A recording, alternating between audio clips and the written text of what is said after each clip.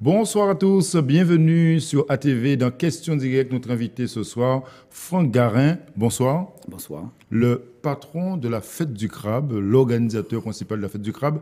Alors, 26e édition déjà. Alors, cette fête a pris une dimension au-delà même de l'aspect culinaire, c'est ça? Absolument. 26e édition, j'en suis le modeste coordonnateur. En réalité, c'est vrai que dans un premier temps, nous avons souhaité que la Fête du Crabe soit un espace culinaire. Mais très vite, on s'est rendu compte qu'on ne peut pas parler de l'art culinaire sans ne pas parler du pays. Oui. Et c'est pour cela que progressivement, nous nous sommes ouverts à des thématiques comme celle de cette année, qui est la nutrition et le développement touristique durable.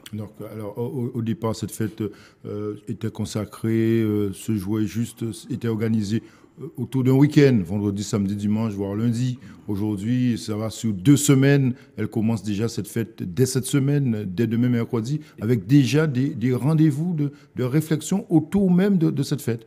Eh bien, dès demain, dès mercredi, nous allons effectivement entamer la fête avec de la dictée créole. Ouais.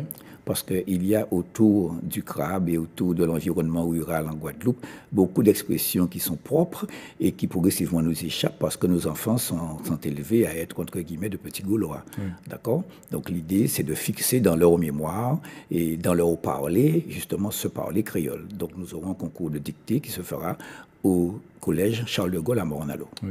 Et aujourd'hui, est-ce que vous avez le sentiment que le crabe est mieux protégé qu'avant? Alors, la protection du crabe est une de nos préoccupations majeures, qui devrait être d'ailleurs celle de notre société, parce que lorsqu'on construit n'importe où, lorsqu'on le voit jarry s'étendre dans les zones de mangrove, lorsque l'on voit des pluies, plan local d'urbanisme mal maîtrisé, ça veut dire aussi que l'on menace les espèces et pas seulement donc le crabe. Et c'est pour cela que nous avons eu une démarche qui sera concrétisée puisque la semaine prochaine, nous allons mettre en place une manifestation dans laquelle nous présenterons justement les mesures qui ont été prises pour préserver le crabe. Alors concrètement, pour cette première semaine, quels seront les temps forts? Le mercredi, demain, bien évidemment, et après-demain, donc jeudi, commencera le colloque sur le développement touristique durable. Nous l'avons entamé l'an dernier.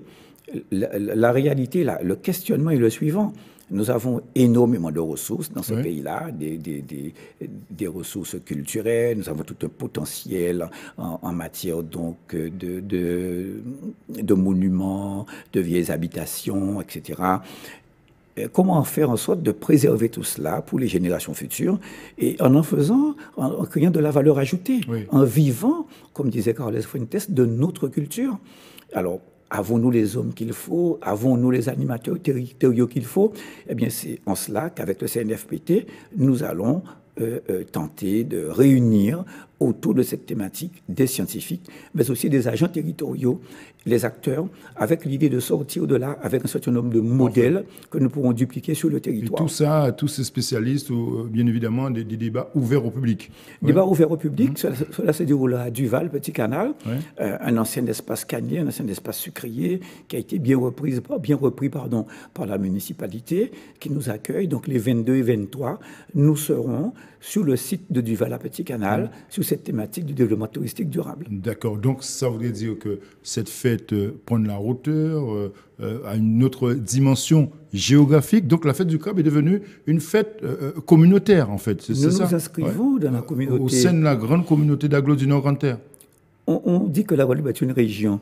D'un point de vue institutionnel, certes, mais dans la réalité, nous sommes un ensemble de sub-régions. Et c'est lorsqu'on sera capable de déceler, de révéler, d'évaluer, de mettre en place le potentiel de chacune de ces sub-régions, nous pourrons parler de développement. Le Nord-Grande-Terre est riche, Mornalo en est la porte d'entrée, et c'est pour cela que nous avons souhaité, depuis 4 ans, travailler avec la communauté d'Aglo.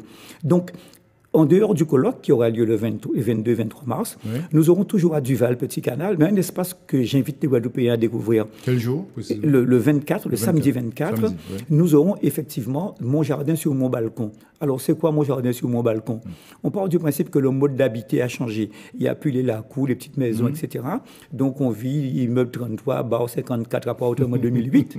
Et forcément, le balcon est devenu un aspect, quelque chose d'esthétique. Ne peut-il pas être fonctionnel? planter, par exemple, faire en sorte que les enfants et les parents puissent planter ensemble sur le balcon, récolter, s'autoproduire, avoir de nouvelles relations entre les parents et Donc les enfants. vous lancez le concept samedi. Le concept est lancé, on est à la seconde, on est à la deuxième année.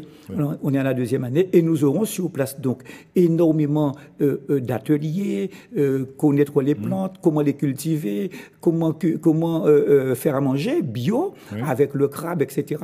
Et puis surtout, on aura une opération de dépistage du diabète qui se fera sur place. Oui. Ça, c'est pour le samedi 24. Oui. Alors, le sportif que vous êtes, il manque, comme dans le bon vieux temps, à Morne-à-l'Eau, il manque une grande compétition sportive, une course cycliste, par exemple, pour agrémenter tout cela. Non, vous n'avez pas un peu de regret à ce niveau-là? Le sport est important. Puisque nous parlons de nutrition, notre thème cette année, c'est crabe et nutrition. L'activité sportive est importante. Et même si elle ne peut pas se concrétiser au niveau d'une grande compétition, au moins dans des comportements individuels. Et c'est ce à quoi nous invitons les gens, puisque le dimanche 25, nous aurons, à partir de 6h30, un grand rassemblement, place Gérard Archimède. On a appelé ça les foulées mornaliennes du diabète. Il s'agira de faire 3 parcours. Un parcours Touloudou pour les tout petits, 2 km. Un parcours Bocor pour ceux qui se sentent un peu plus gros et plus grands plutôt, plus forts, plus courageux, qui sera sur 6 km. Et un autre parcours qui partira donc de 8 km. L'objectif, c'est pas de courir, c'est pas de faire une compétition, c'est d'être solidaire autour d'une maladie. Et au cours de cette manifestation, on aura bien évidemment des ateliers de dépistage. Le camion de l'ARS viendra pour dépister pratiquement toutes les maladies qu'on peut faire sur place. Et la grande innovation, c'est que face au diabète, les participants, les invités, même ceux qui n'ont pas marché, pourront venir à Morne-à-l'Eau. Et là, ils vont remplir un questionnaire. Le traitement du questionnaire permettra de savoir si oui ou non vous risquez de développer un diabète dans les années à venir. Très important. Et si c'est le cas, vous serez suivi pendant 3 années. La première année en total accompagnement, la seconde en semi-autonomie et la troisième année en autonomie totale. Et on va évaluer cela au bout de 3 années pour voir si vous avez développé la maladie. Donc c'est quand même un enjeu de santé publique important et c'est ce à quoi nous invitons tout le monde. La fête du crabe, c'est brais et manger, mais c'est de la réflexion. C'est voilà, un moment important en tout cas cette première semaine, sans oublier l'apothéose, le week-end de Pâques. Voilà, donc là c'est l'aspect culinaire qui va prendre le pas. Et pas seulement. Et pas seulement. Donc le programme là aussi est alléchant. En un mot, rapidement, ce sera quoi le thème pour le week-end même de Pâques? Nous restons sur notre thématique, bien évidemment, crabe et nutrition. Donc nous aurons nos jeux habituels, mais nous aurons surtout sur place de mini-conférences. Nous aurons sur place des expositions avec le parc national.